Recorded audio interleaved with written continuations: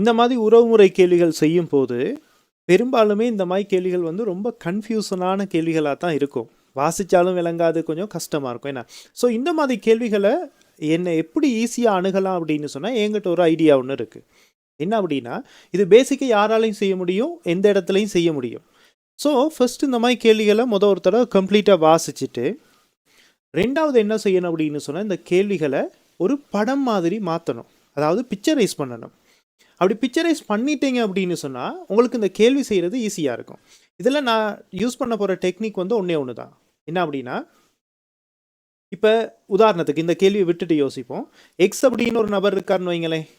இவருடைய சகோதரன் சகோதரி இருந்தாங்க அப்படின்னா நான் இதே இடத்துல குறிப்பிடுவேன். அதாவது இந்த லிமிட்லேயே, இந்த மட்டத்திலே போடுவேன். இப்போ எக்ஸினுடைய சகோதரன் பி அப்படின்னு சொன்னால் இப்படி, எக்ஸினுடைய தம்பி எஸ் அப்படின்னா இப்படி, இந்த மட்டத்திலே போடுவேன். அதே இந்த எக்ஸுக்கு ஜெனரேஷனாக இருந்தால், அதாவது அவங்களுடைய அப்பா சித்தப்பா அந்த மாதிரி இருந்துச்சு அப்படின்னா இதுக்கு மேலே எழுதுவேன். உதாரணத்துக்கு எக்ஸினுடைய அப்பா வந்து கியூ அப்படின்னு சொன்னால் அதை இங்கே மேலே எழுதுவேன். எக்ஸினுடைய அப்பாவினுடைய தங்கை எல் அப்படின்னு சொன்னால் அந்த எல்லை வந்து இங்கே எழுதுவேன். அப்பாவும் தங்கையும் ஒரே வயசு தானே, அதாவது ஒரே ஜெனரேஷன் தானே. ஸோ நான் என்ன செய்ய போகிறேன் அப்படின்னு சொன்னால் ஒவ்வொரு ஜெனரேஷனையும் ஒவ்வொரு மட்டத்தில் எழுதுவேன். ஓகேயா? இப்போ எஸ்ஸினுடைய மகள் அப்படின்னு சொன்னால் அதை எஸ்ஸுக்கு கீழே எழுதுவேன். அது அதுக்கு அடுத்த ஜெனரேஷன் தானே. ஸோ ஒவ்வொரு ஜெனரேஷனையும் ஒரு மட்டத்தில் எழுத போகிறேன். ஸோ இதுதான் நான் யூஸ் பண்ண போகிற டெக்னிக். இந்த கேள்வியை செஞ்சு காட்டுறேன் பாருங்கள். ஓகே, முதலாவது என்ன சொல்லியிருக்கிறாங்க? பியின் சகோதரி கியூ. அப்போ பியும் கியூவும் சகோதரிகள் தானே. அப்போ நான் என்ன செய்கிறேன் அப்படின்னு சொன்னால் பி அப்படிங்கிறத இந்த இடத்துலையும் கியூ அப்படிங்கிறத இந்த இடத்துல எழுதுறேன்.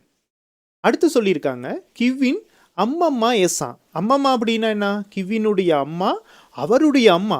அப்போ நான் என்ன செய்கிறேன்? கிவ்வுக்கு நேராக மேலே அம்மா, அதுக்கு மேலே அம்மம்மா அப்படிங்கிறனால எஸ்ஸை வந்து இங்கே டொப்பில் எழுதுறேன் நான். ஓகேயா? அடுத்து பாருங்க, பியின் அம்மா ஆர். பியினுடைய அம்மா வந்து ஆறா, அதனால அதை நான் இங்கே எழுதுறேன்.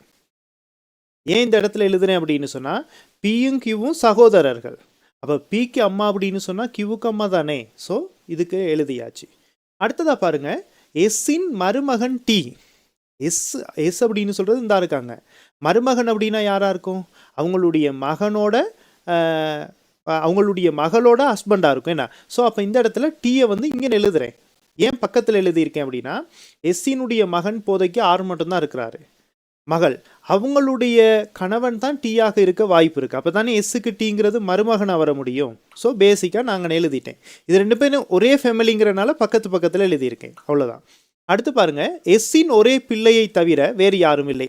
சரி, ஓகே, எஸ்ஸுக்கு ஆறு அப்படிங்கிற பிள்ளையை தவிர வேறு யாருமே இல்லை. ரொம்ப சிம்பிளான ஒரு ஸ்டேட்மெண்ட் தான். அடுத்தது பியின் மகள் யூ. பியினுடைய மகள் யூவா. அப்போ நான் பிக்கு கீழே வந்து யூ அப்படின்னு எழுதுறேன்.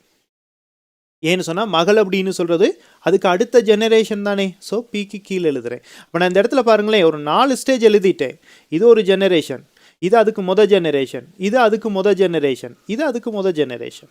ஓகேயா? அதே மாதிரி யூவின் அப்பா ஜி. யூந்தா இருக்குது, யூவினுடைய அப்பா ஜியா. அப்போ கண்டிப்பாக இந்த பி அப்படின்னு சொல்கிறது பார்த்தீங்கன்னா ஒரு பெண்ணாக தான் இருக்க முடியும். அப்போ தான் யூக்கு வந்து தந்தை வந்து ஜியாக இருக்க முடியும். அதுக்கு ஸ்டேட்மெண்ட்டில் சொல்லியிருக்காங்க பாருங்கள், பியின் மகள் யூ. பியினுடைய மகள் தான் யூ. யூவினுடைய தந்தை ஜி அப்படின்னு சொன்னால் அப்போ பிங்கிறது வந்து தாயாக தான் இருந்திருக்கணும். அப்போ பிங்கிறது தாய், அவளுடைய பிள்ளை யூ, யூவினுடைய அப்பா ஜி. அப்போ ஜியும் பியும் வந்து பார்த்தீங்கன்னா கணவன் மனைவி. ஸோ ரொம்ப நெருக்கமாக எழுதியிருக்கிறேன். அடுத்தது ஆறுக்கு டி என்ன கேள்வி, ஆறுக்கு டி என்ன உறவு முறைன்னு கேட்குறாங்க. ஸோ ரொம்ப சிம்பிள். நல்லா பாருங்கள், எஸ்ஸுக்கு இருக்கிறது ஒரே ஒரு பிள்ளை தான், மேலேயே சொல்லிட்டாங்க. அப்போ நிச்சயமாக இந்த எஸ்ஸினுடைய மருமகன் டி அப்படின்னு சொன்னால் இது எஸ்ஸுக்கு மகளாக இருக்கும் ஆர். அவளுடைய கணவன் தான் டீயாக இருக்க முடியும். என்ன? அப்போ ஆருக்கு டி என்ன உறவுமுறை அப்படின்னு சொன்னால் நிச்சயமாக கணவனாகத்தான் இருக்க முடியும். உறவுமுறை கேள்விகள் எல்லாத்துக்குமே நீங்கள் இந்த செயற்பாடை அல்லது இந்த லொஜிக்கை வந்து யூஸ் பண்ணலாம். இப்படி நீங்கள் ஜெனரேஷனாக எழுதுனீங்க அப்படின்னா விட கண்டுபிடிக்கிறதுக்கு ரொம்ப ஈஸியாக இருக்கும்.